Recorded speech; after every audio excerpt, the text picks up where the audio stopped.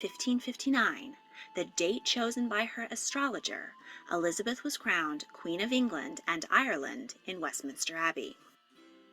At the beginning of her reign, Elizabeth set out to heal the rift between Protestants and Catholics that had been torn open by her father and siblings. She passed laws which made Protestantism the official religion of the country, but made punishment for nonconformity light. She required all the bishops to swear loyalty to her as the head of the church, and all but one of Mary's Catholic appointees refused.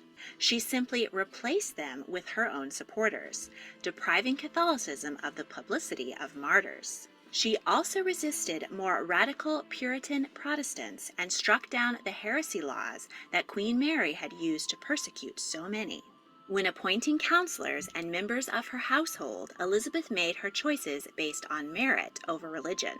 Most of her advisors were Protestant, but a few wise and loyal Catholics remained. Her most important advisor, who would be by her side for the next 40 years, was William Cecil. Elizabeth had inherited an ailing England, bankrupt, militarily weak, and surrounded by enemies, particularly the mighty Catholic powers of France and Spain.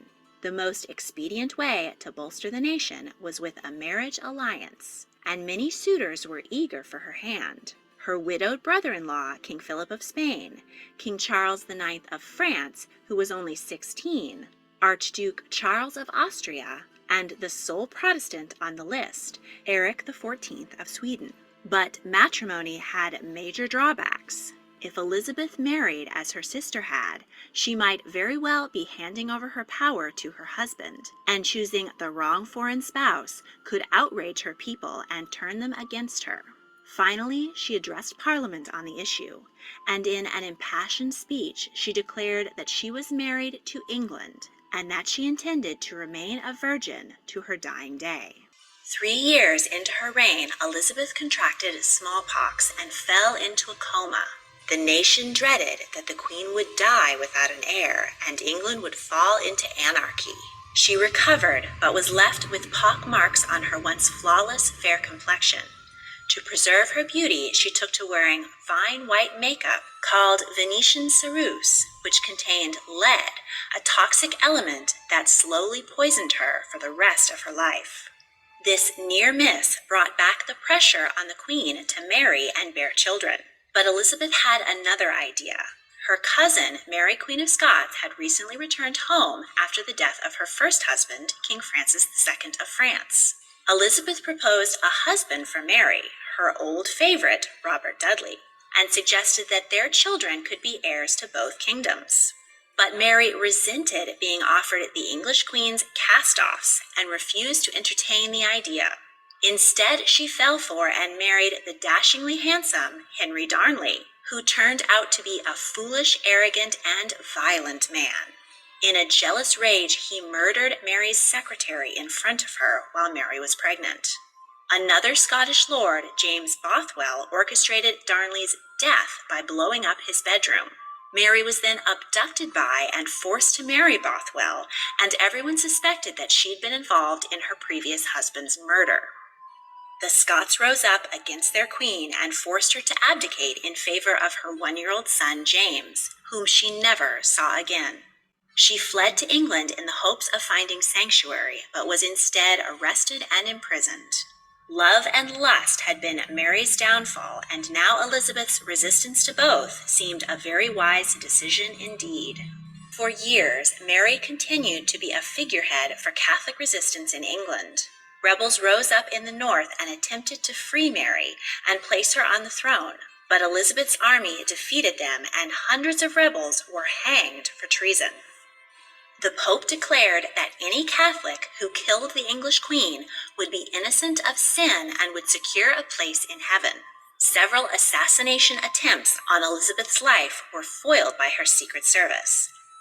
King Philip II's Spanish Empire controlled large portions of Europe, including the Netherlands, which happened to be England's biggest trade partner. The people of the Netherlands decided they'd had enough of living under the brutality of Spanish rule, and rebellion broke out. Their leader, Prince William of Orange, asked Elizabeth for support. She couldn't be seen to openly promote an uprising against a monarch, but she secretly sent money to bolster the campaign. Elizabeth supported another clandestine attack on the Spanish. She backed privateer Francis Drake, who besieged richly laden Spanish ships on the high seas and stole their cargo. He returned to England with the equivalent of a year's parliamentary revenue in gold and silver, and was knighted by the Queen on the deck of his ship. Elizabeth had always resisted war. Unlike the medieval kings who came before her, she recognized that the cost of combat on her treasury and on the very people was not worth the personal glory it would buy her. And as a woman, she was unable to march into battle and therefore had to rely on men who might not carry out her orders. But Prince William of Orange, Elizabeth's last Protestant ally against King Philip, was killed by a Catholic assassin, and Elizabeth had no choice but to send English troops, commanded by Robert Dudley, to the continent. The Queen's old favorite proved to be a poor choice for general. The English and Dutch were defeated, and now only the Channel stood between England and the might of the Spanish army. Meanwhile, yet another Catholic plot to assassinate Elizabeth was foiled, and this time it was discovered that Mary, Queen of Scots, now imprisoned for 18 years, was directly involved. As long as Mary lived, she would be a threat to Elizabeth, but the English queen had a horror of killing her cousin and a fellow monarch. She vacillated for days, citing death warrants, then canceling them. Finally, her ministers went ahead with the execution order, and Mary, the former Queen of Scots, was beheaded while wearing a crimson gown, the color of Catholic martyrs. Mary's execution was just the excuse Philip of Spain needed to send his powerful armada to attack England. Philip thought it would be a simple campaign: sail up the Thames to London, remove the heretical queen, and claim England for his own.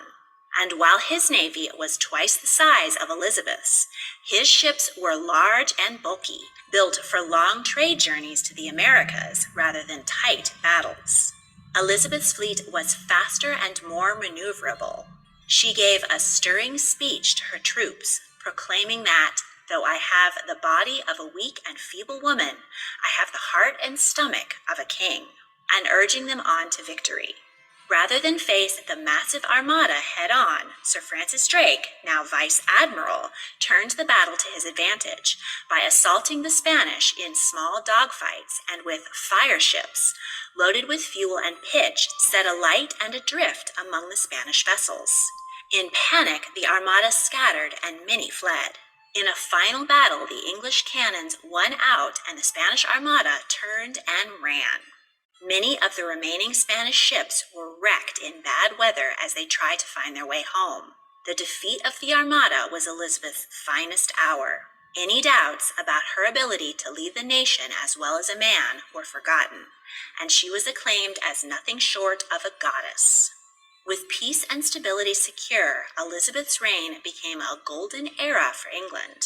Trade flourished, particularly wool, the nation's largest export, and her people grew wealthier than ever before. Art and literature blossomed. William Shakespeare wrote such timeless plays as Romeo and Juliet, Hamlet, and Macbeth. Elizabeth sponsored Walter Raleigh's establishment of an English colony in North America, which he named Virginia in his queen's honor. Raleigh introduced the North American crop of tobacco to the English court, and pipe smoking became all the rage, though he likely didn't introduce the potato, as he has long been credited with. The Queen dressed fabulously, as befitted her glory and near mythical status. Now in her late 50s, the white lead makeup she'd been wearing since her bout with smallpox at 29 had done serious damage to her skin, which caused her to pile on even more of the acrid concoction. It had also caused the loss of most of her hair, and a lifetime of rich, sugary foods had made her teeth turn black and fall out. As Elizabeth was now 69, and her health was in decline. She was suffering from ulcers in her throat, fever, years of lead poisoning from her makeup, and possibly cancer. For 2 weeks, she sat on a cushion on the floor, and though her counselors begged her, she refused to eat or go to bed. Finally, she asked her attendants to help her up, but she then remained standing with her finger in her mouth and her eyes fixed to the ground for a further 15 hours. At last, she allowed her ladies to help her into bed, where she fell into a deep sleep and never woke up. Courtiers rushed north to inform King James VI of Scotland that he was now King James I of England as well, and the island of Britain was finally united under one ruler.